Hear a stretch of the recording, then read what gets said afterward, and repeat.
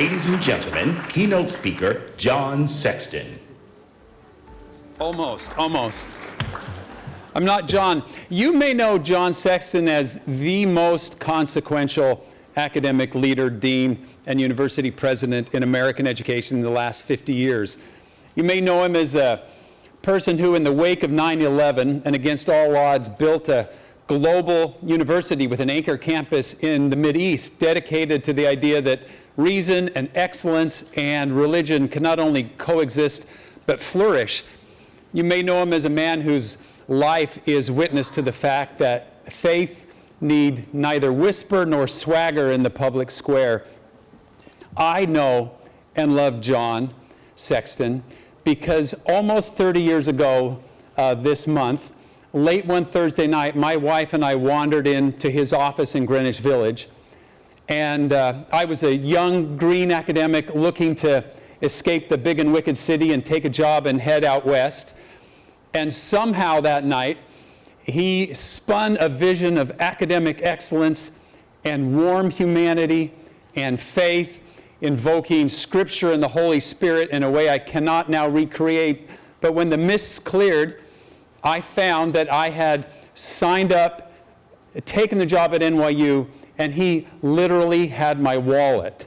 A good university president is always fundraising, and he had my career and my wallet because I trusted that this was a man where my career and my family would be safe in his warm and generous heart.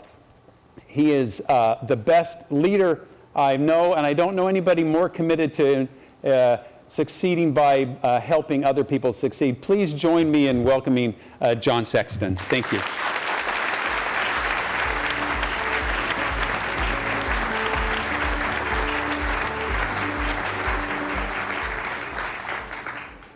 That's the kind of introduction you get if you give a guy his first job. Thank you so much, Rob. Those words were very kind and frankly moving.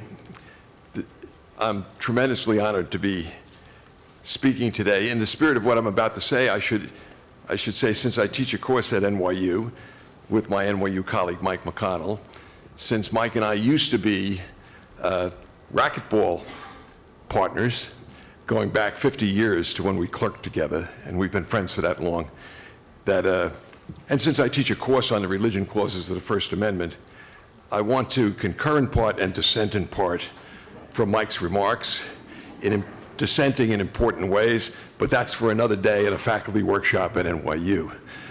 He's brilliant, and he's probably right. In any case, my task is to pick up exactly where Ryan left off and to try to weave together the two talks you've seen so far in the context of universities. So let me take you back to 1955. The Brooklyn Dodgers have won the World Series. You can tell from this accent that meant a lot to me. That same year, in a classroom at a Jesuit high school, a stone's throw from Ebbets Field, Father Daniel Berrigan, a progressive Jesuit who 10 years later would be the Martin Luther King of the peace movement, wrote on a blackboard 4 Latin words that captured the teaching of the Catholic Church, my church, at that time. Extra ecclesia nulla salus. Outside the church, there's no salvation. When after class I asked Father Berrigan, a 12-year-old, if that meant that my best friend Jerry Epstein could not go to heaven, he told me, unless you baptize him, he will not go to heaven. Soon, Pope John the 23rd would call people like me to an ecumenical movement, a movement that taught us the importance and the joy of seeing the world not just through the single window we had been given at birth, but through the many windows of the many rooms of the great mansion of creation. Over 70 years between that day in Brooklyn and today, leaders of all major faiths would answer his call. Even as the major religious faiths have learned the joy of conversation with each other, discourse among our secular leaders has moved in the opposite direction. Over those 70 years, and at an accelerated pace over the last decade, we've witnessed a profound loss of our capacity to engage in genuine dialogue with fellow beings who view the world differently from us, including not only strangers, but friends and neighbors and even family. As Ryan said at the end of his remarks, we've retreated into conversational caves, echo chambers where particular views of the world are reinforced, and we too often view those who see things differently as an enemy to be resisted. The secular world in which we live is anything but ecumenical. We face a barrage of undifferentiated information that breeds nihilism about knowledge itself, an equation of fact and opinion, and the reduction of conversation to assertion. We live in a Colosseum culture that features a kind of gladiatorial combat pitting simplistic and bipolar viewpoints against each other in a slogan war. We've developed a collective allergy to nuance and complexity, and it's close to impossible to convince anyone of anything he or she does not already believe. Viewpoints come as revelations from thought leaders with names like Rachel Maddow or Tucker Carlson, rather than from a process of critical thinking. Revelation renders discovery unnecessary. And once digested, these revealed truths shape an impregnable worldview in which those who hold different views are seen as evil. 2 70-year arcs from 1955 to today. Theologically, we've moved from triumphalist dogmatism to positive ecumenism. Politically, we've moved in the opposite direction, from pragmatic cooperation to secular dogmatism, a secular dogmatism that has spawned the secular equivalent of religious wars.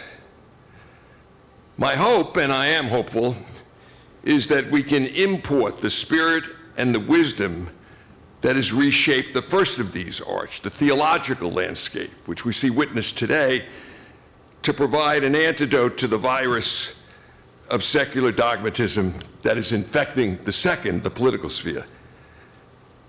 Specifically, I believe that we can draw upon the well-honed techniques that I've experienced. I have, in addition to my law degree, a PhD in religion, techniques of interfaith dialogue to create a secular version of ecumenism, secular ecumenism.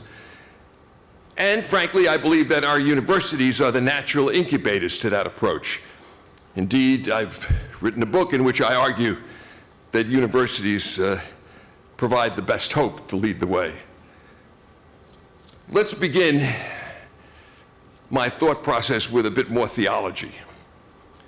Raimundo Panikkar, a leader of liberation theology and a mentor to Pope Francis, preached the importance, in the context of religious ecumenism, of what he called dialogic dialogue, a meeting of persons across difference.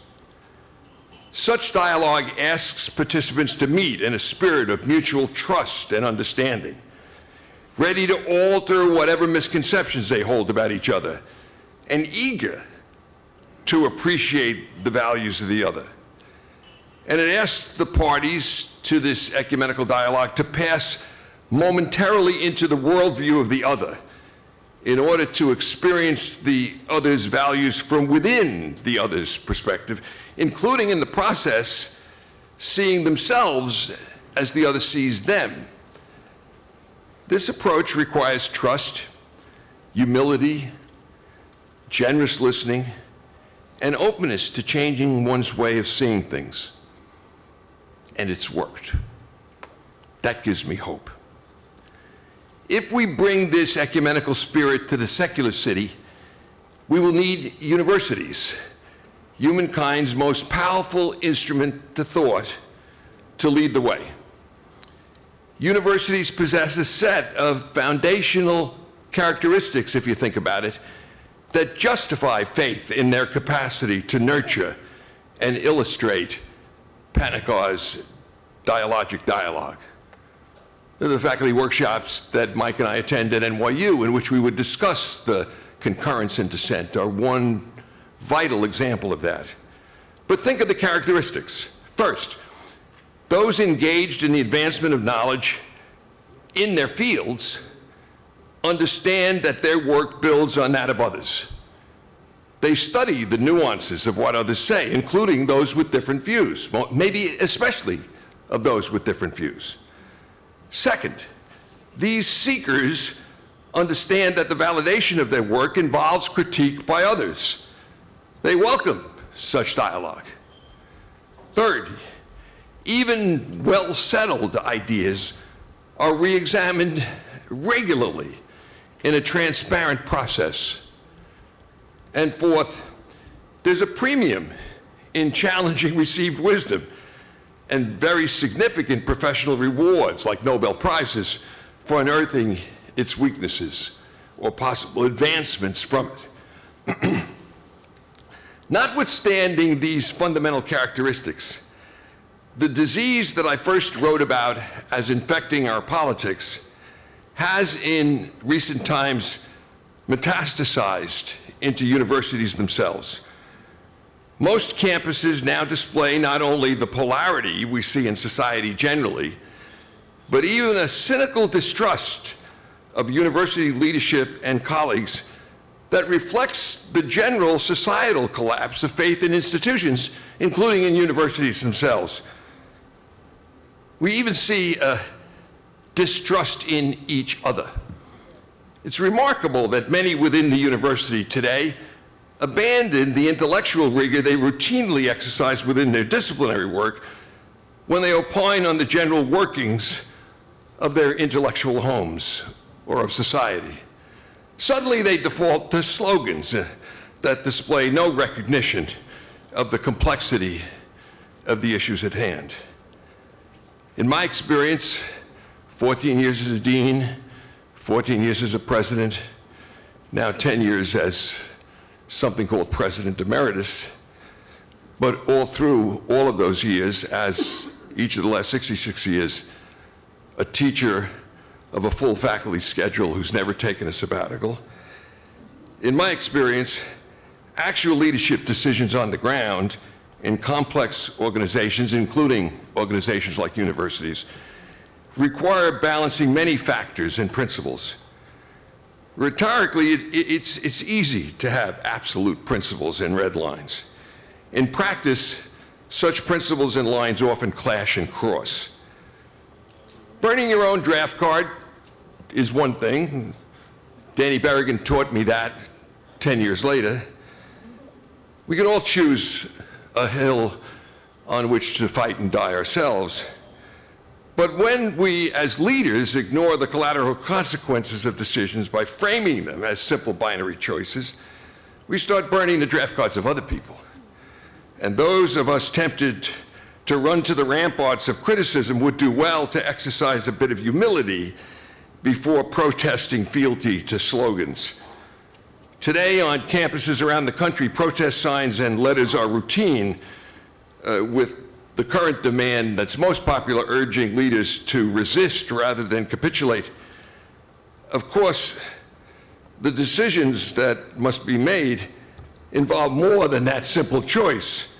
And the most serious of collateral consequences fall most heavily on employees, patients, and others who are not as privileged as the sign carriers or letter signers. Undoubtedly, bad decisions have been made on many campuses, some for motives that are unbecoming of university leaders, and even correct decisions can be executed badly. But as a general matter, those to whom we've delegated leadership in our universities, typically colleagues who've come from among us and been chosen by us, are doing their best to advance the institutions they love. In a time when the President of the United States and his minions celebrate ignorance daily and mock expertise, even as they dismantle centers of research and thought and challenge universities, those of us who are privileged to live in universities must beware ourselves of oversimplification and binary ideological thinking. To do this, as we opine on issues facing our communities, we must model the appreciation of complexity and, of course, its concomitant dialogue. The appreciation that characterizes our disciplinary work at its best. In some ways, this is asking a lot, but actually it requires only that we exercise in our dealings with each other the humility, the openness to different thoughts, and the assumption of good faith that we exercise with respected colleagues in our fields, and that Raimundo Panikkar called us to in the theological ecumenical movement. If we bring to our difficult conversations an initial presumption that our conversational partner is acting in good faith, a rebuttable presumption, but still a presumption, we might find a rock of trust and hope on which to stand as we cooperate with our counterpart in building gradually expanding circles of trust, hope, understanding, and progress. I understand that to be the agenda for today. Some concrete steps to foster dialogue already have been taken on several campuses. For example, those who choose to join many campus communities now are being asked to sign codes of discourse, enunciating rules of conversation within the community. These codes, if even-handedly enforced in procedures with articulated penalties, provide a basis for building a genuinely dialogic culture. We need such a culture. Steps such as these make me optimistic that our universities can play a positive role in implementing the secular ecumenism of which I speak. Society is at an inflection point. Our faith communities, who've been so successful in the ecumenical movement over the last 70 years, now must take exactly the same techniques and spirit they brought to that enterprise into the secular domain. A toxic disease has infected the body politic. Our universities, our faith communities, if they are true to themselves, can provide the antidote. The techniques are known. We now must build ever-expanding circles of trust and genuine dialogue in the secular sphere. We can do that, but it must start at home with each one of us. Thank you very much.